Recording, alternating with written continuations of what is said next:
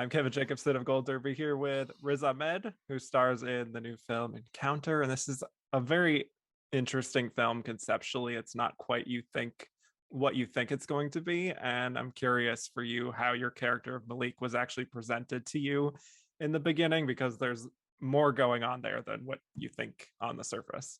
To be honest, it wasn't presented to me because I kind of stalked Michael Pierce, the co-writer and director for this role. So I got a hold of the script. I was eager to know what he was doing next after his last film, which was brilliant, Beast. And I read it. I loved it. I loved that it keeps you guessing. I loved how complex the characters are, and I loved how it, as you said, it's not what you think it's going to be. I think audiences, and certainly myself as an actor, are looking for stories that don't fit neatly into one box. It had for me all the thrills and spills of that, the genre movie, those sci-fi elements, and yet it's not a sci-fi. It's about right now. It's so grounded. It feels so urgent. It's about the world we're in right now, and it's a family story with a lot of heart. So when I read this script, it just had a lot of exciting elements that made it feel really fresh. And of course, Michael Pierce, I think, is just a huge talent. Absolutely. And it's definitely more character based than you might expect. And as far as preparing, what did the pre-production process look like for you in terms of your discussions with Michael and what kind of research you were able to do? Well, Michael's amazing even in that sense because he had such a specific idea of the character's backstory and exactly where he's from and all this kind of stuff. And yet he's also very open to collaboration. So when I came in to try and modify or shift that, he was open to it. But he lays a lot of foundations for you. He's really in the trenches with each department, from acting to set design, to sound, and everything. He's really one of those kind of natural filmmakers who loves all the different tools that you have in this medium and gets involved, rolls his sleeves up. For me, a big part of this process of preparation was, of course, the physical training. It wasn't the easiest because all the gyms were closed in the pandemic, but also the military kind of training and understanding that, and really interviewing special forces, really speaking to a lot of um, special forces veterans, a lot of active servicemen in special forces, and just understanding what drives them, understanding their story and experiences. So I could kind of imagine myself into it. And actually, once I got talking to them, I realized their experience was a lot more relatable than I had assumed it would be. You know, um, and no one out there is really fighting for the flag. At least in the people I spoke to, they're fighting for the people to their left and their right. They're fighting for a sense of belonging and family, and that I think everyone can relate to.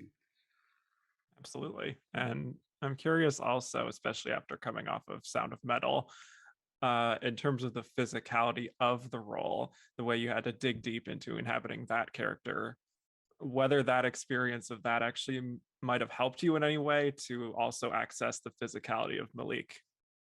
Well, it's interesting because I do think physicality has become more present in my process. I think coming from the UK, coming from that, theatre tradition, the Shakespeare tradition, is all about the text. It's all about the words. It's about analyzing the script, and that's always going to be an important part of what excites me really about this work. But um, I think I'm understanding more and more the possibilities that come with uh, yeah, a physical side of preparation and really kind of living inside the character's experience, whether it's learning the drums or, walking around with a heavy gun like day in, day out for months. Um, yeah, I think these things kind of just allow you to, well, quite literally move around in the world differently, to see the world differently, to stand in the world differently. And um, yeah, it's interesting what can open up when you take on that approach. Yeah, and you're lucky enough to also have some very interesting screen partners here with these two young actors who play your sons. I was looking them up, and this is, I believe, both of their first roles in film, which Yeah. is pretty remarkable when you watch the film that that's the case. But this is interesting because your character has been separated from them for a few years. So I'm wondering how much time you spent with them developing a relationship, or if you maybe even found it more productive to keep your distance. Yeah, I've got so much to say about these kids. Like, first of all, they're incredible. And they made me a better actor. They took me back to school. They keep reminding me what acting is. It's about being honest and open and present. They're just so real. And they're so different as well. So River is just the most committed, wise beyond his years artist. I remember looking around for him on the first week on set. Guys, this kid's first day on set. Let me play catch with him. Let me give him some candy. Where is he?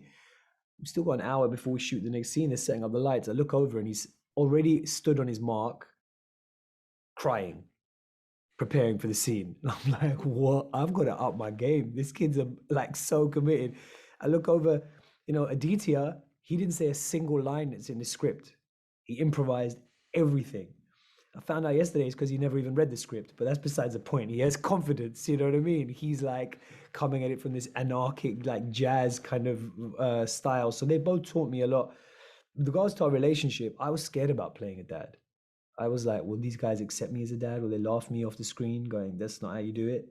And then I realized that's exactly what Malik, my character, is thinking. He hasn't been around his kids for years. He doesn't know if he knows how to do it. So that overlap I thought was quite an interesting starting point. Like, how do you be a dad? I don't know how to do this. So it actually helped me as a way in. Yeah, and I also feel like this is another role for you where you are burrowing so deep into this character, a lot like Sound of Metal, where a lot of the conflict is internal. So, what is just the decompression process from that headspace once you're done with a film, especially one like Encounter? I'll be honest, I'm trying to learn how to get better at decompressing because while I'm shooting, I don't really go home and switch off. I kind of go home and think about the next day. I sometimes will access rushes. I'll really, I kind of work with my acting coach every night during an entire shoot. Is really, I guess, the end of the shoot that process of unwinding starts. Um, so yeah, that's a work in progress, understanding how to decompress. If you got any tips, let me know. From speaking to other actors, hit me up. Just we have a 1 or 2 minutes left here, but as an awards website, I have to throw in a question about you being nominated at the Oscars this year for Sound of Metal. And now that that whole season is over and you have some distance, I guess, just briefly, do you have a memory or a takeaway from that experience, that whole whirlwind? Yeah. I just found the whole thing to be the most kind of beautiful privilege. I made um, Sound of Metal with someone who I think is a visionary filmmaker, Darius Marder, someone who has a capacity to change the nature of American cinema, who's kind of making work from this almost transcendent place, from this spiritual place. It's such an inspirational leader, such a committed artist. That was a privilege in itself. I had no expectations about people seeing the film. I said to him on the last day of shooting, if no one sees this film, and they really might not, I don't care. This process has already changed my life and how I see the world. The privilege of being accepted into the deaf community and understanding some of their glimpse of their culture, absorbing that.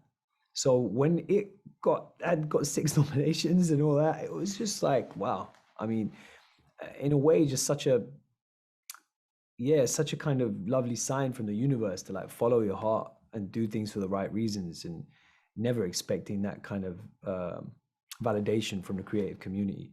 I think if there's one memory I have, speaking to Simone, Chadwick's wife, a little bit, just seeing the grace and poise and dignity with which she honored his memory, the speech that she gave at the Golden Globes, which I found so deeply moving, and just such a reminder with his legacy of what it can mean to tell stories, what it can mean to a community, what it can mean to the world, how it can stretch culture and open people's hearts.